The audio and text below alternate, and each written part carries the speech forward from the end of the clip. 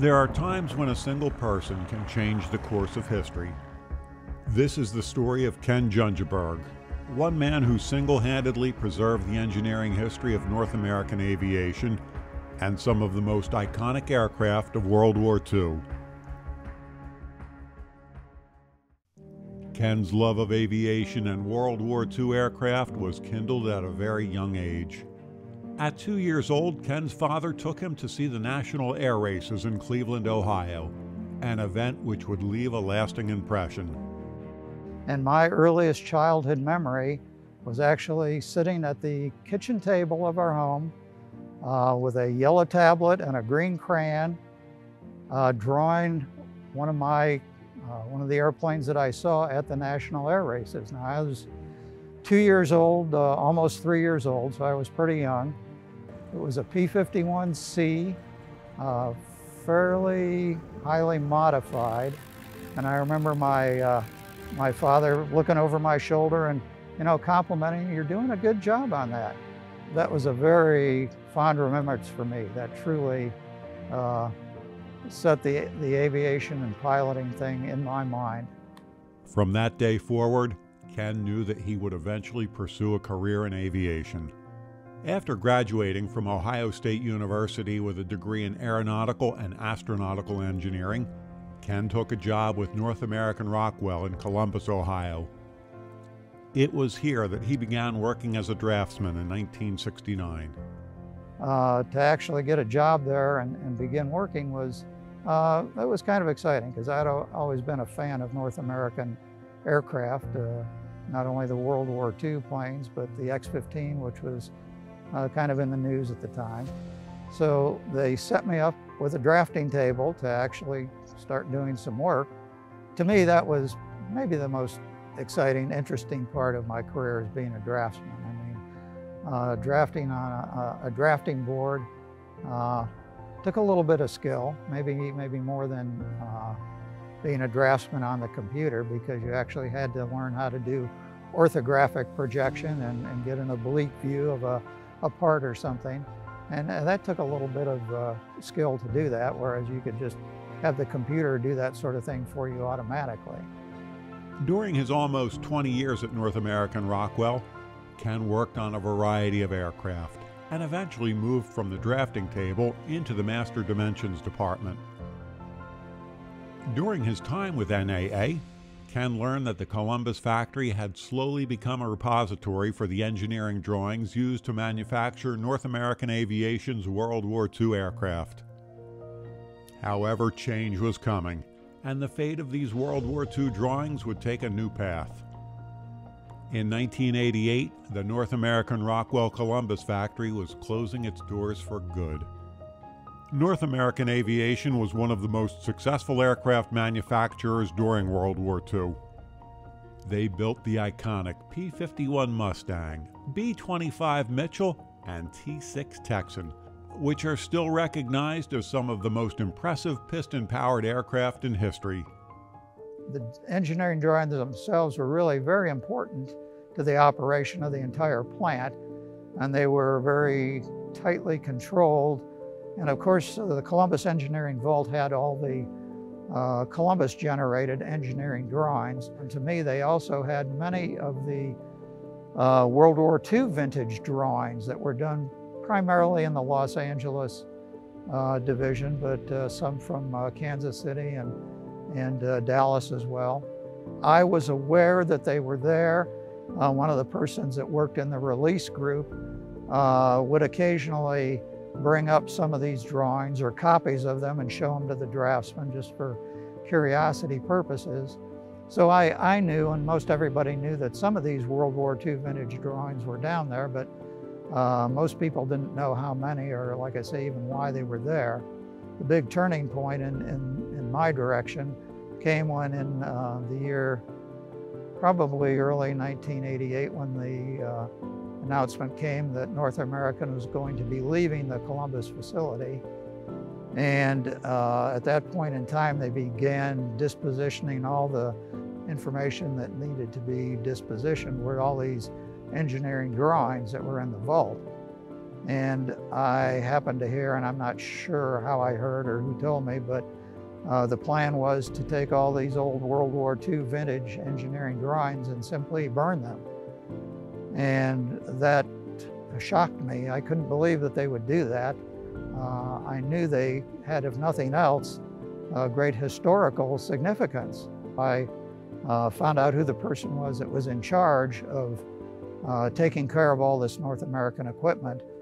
And I ended up sending a letter to him saying that if nothing else, I would like to have those drawings. I don't think they should be burned, but if nobody else wants them, I certainly would like to have these drawings. I would make them available to restorers, aviation enthusiasts, historians, etc.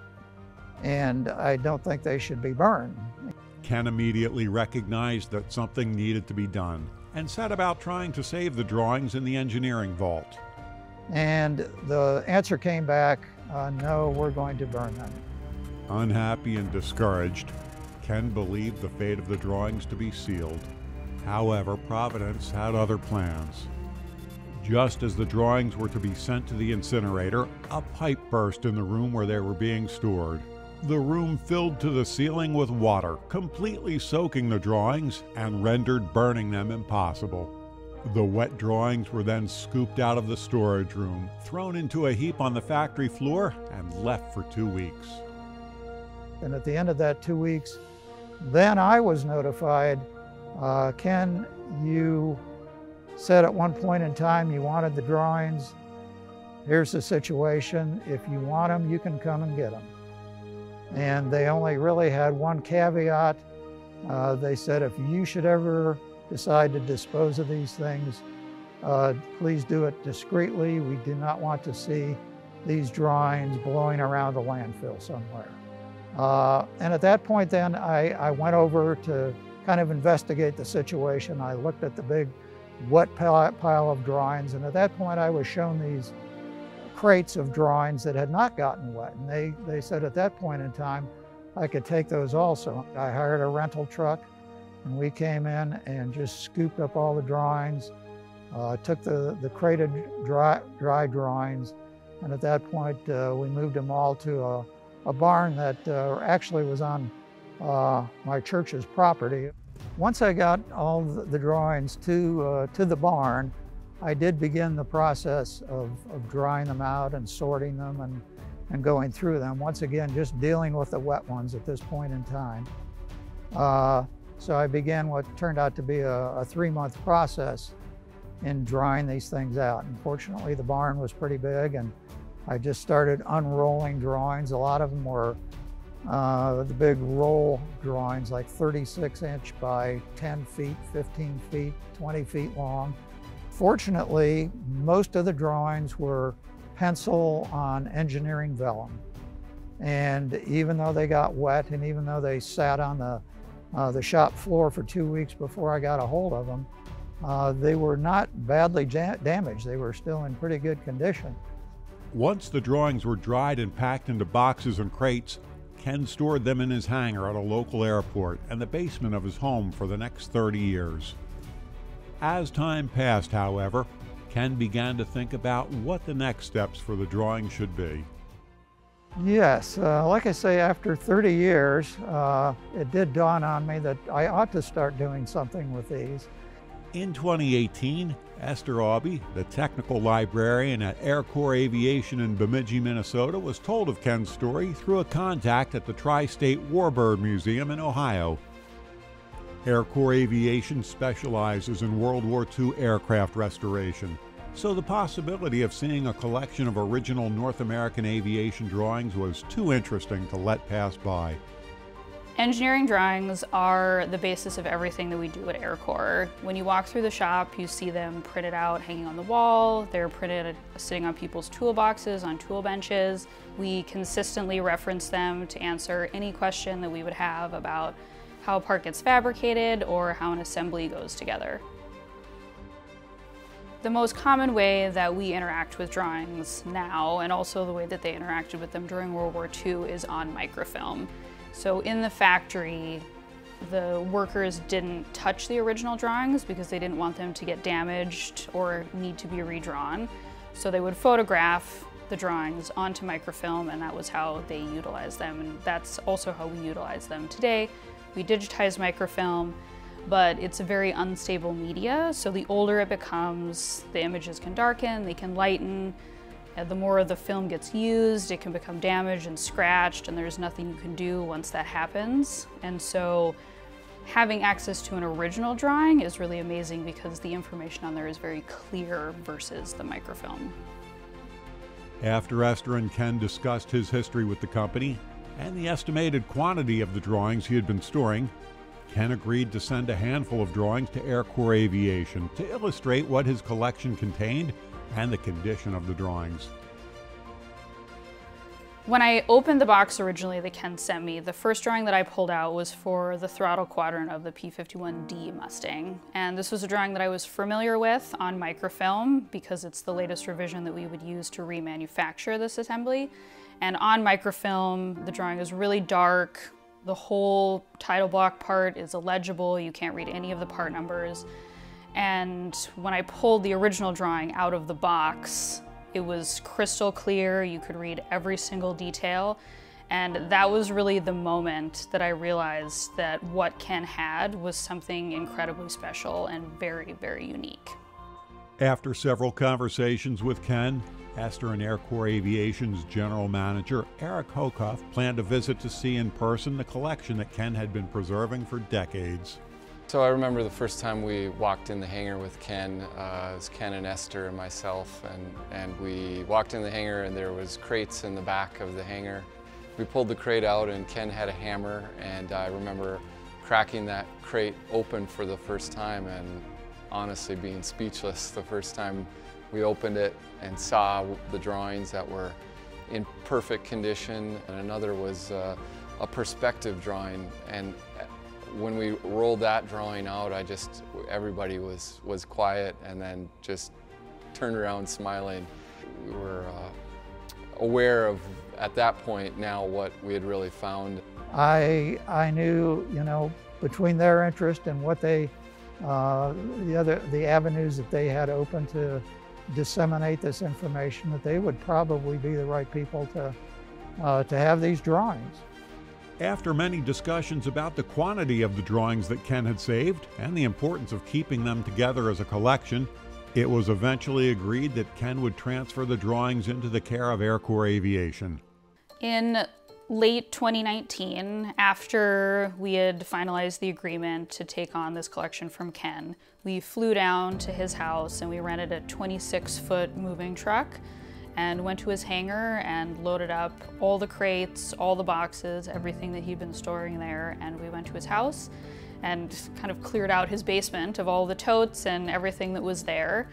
And then we just came back to Bemidji. It was an 18-hour drive, and on the way we talked about what we wanted to do with the collection, how we wanted to share it with people, and it was at that point that we decided that we were going to name it the Ken Jungeberg Collection so that Ken's name would always be associated with the drawings and kind of allow his legacy to live on as we continue to preserve it. However, it was immediately apparent that a collection of this magnitude required specific planning. As the drawings were unpacked, an organizational system was implemented to assure that each drawing in the massive collection could be located at a later date.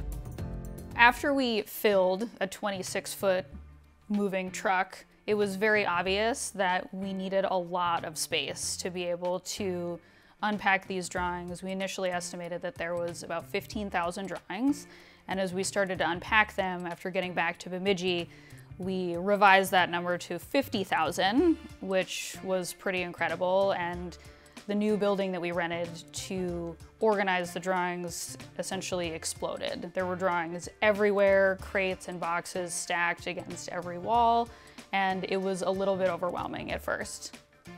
Every North American drawing has a part number that consists of a prefix and a suffix, and the prefix of the drawing tells you the model of the aircraft that the part was originally designed for, even if it was later used on other aircraft interchangeably. And so I was pulling out drawings and putting them in piles by their part number prefix, so essentially organizing them by model. And once that was done, I packed away a majority of the drawings that I knew that I wasn't going to get to right away, and I started working on the stuff that was very applicable to the work that we do at Air Corps, so the P-51 Mustang drawings. And I took these piles that were sorted by prefix, and then I sorted them by size. There are several standard size drawings that North American used. They're called cut size drawings. And your standard 8.5 by 11, 11 by 17, and then also larger roll size drawings that can be upwards of 35, 40 feet long. So once all the drawings were sorted by prefix, I started to go back and catalog them into our cataloging program, and essentially recording the part number, the description of what the drawing actually is depicting, the draftsman who created it, the date it was drawn, any kind of pertinent information that's going to help us search for it and find it later. And then I started giving each drawing a location and putting it in a drawer if it's a small drawing, or putting it in a tube if it's a large drawing. And that way, going forward, our guys in the shop can search for the drawing they need and just go right to where it is and pull it out and use it.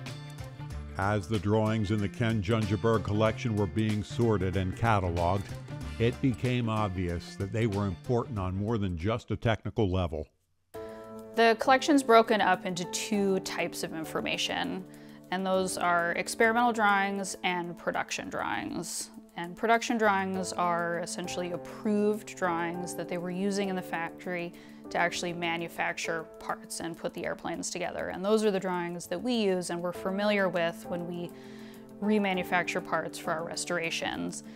And the experimental data is something totally different and actually a lot more interesting historically, because it was information that was never put on microfilm and distributed to anyone, even really inside the factory.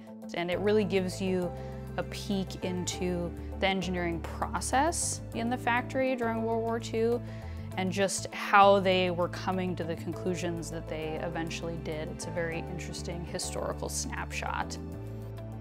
There is much to learn about North American Aviation as a company from the experimental drawings. However, the majority of the drawings in Ken's collection are the approved for production versions that were used to manufacture parts used on flying aircraft during World War II. These production drawings are used today by aircraft rebuilders like Air Corps Aviation to manufacture new parts for their warbird restoration projects. These drawings are very important to the work that we do. They contain all the things that we need to know to be able to make a part. And in the restorations that we do today, many parts need to be created, restored, repaired, and this data that is in these drawings, those things are just critical to us in being able to restore an airplane and restore it properly, whether we're making the part or restoring it. Engineering drawings describe every detail about a part, such as what material it's made from, any fabrication processes such as heat treatment, anodizing, or plating that needs to be performed, and of course the exact dimensions of the finished part. So when we have a World War II blueprint or drawing, we first take that drawing and we sit down at the computer and we take the two-dimensional data and information on the drawing and we create three-dimensional models within the computer.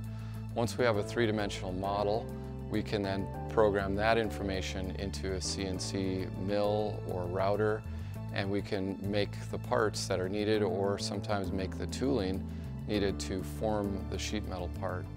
Once a new part has been fabricated and inspected using the data from the drawing, it can be installed on the aircraft, bringing it one step closer to returning an aircraft to the skies.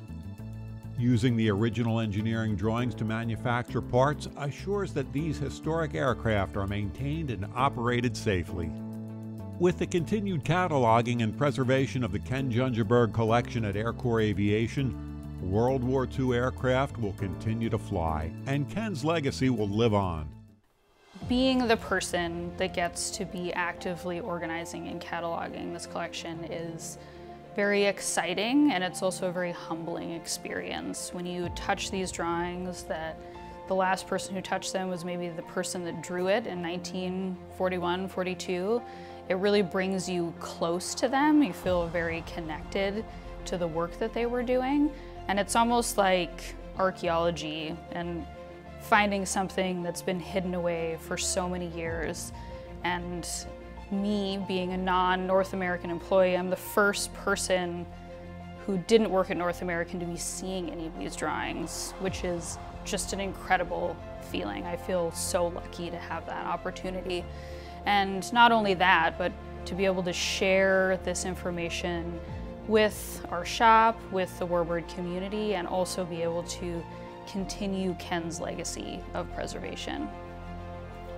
You know, I'm a nerdy engineer, but to me, these drawings are as important to our country's history and World War II history as like the Declaration of Independence would be. I consider them very important historically. Some of the work of the draftsmen who produced the P-51 and AT-6 and B-25 and the aircraft that we're familiar with and really were so important to the effort of World War II. I'm glad to see that these men and women who did the dog work, mostly unsung heroes, who actually made these engineering drawings are going to be featured, and they'll be featured in such a way that the general public can appreciate just what they did and to some extent how they did it. Without Ken's commitment and perseverance, a huge portion of North American's aviation history would have been lost forever. Ken's story is a testament to how the actions of one person can change the course of history, and how working hard for what you believe in can yield incredible results.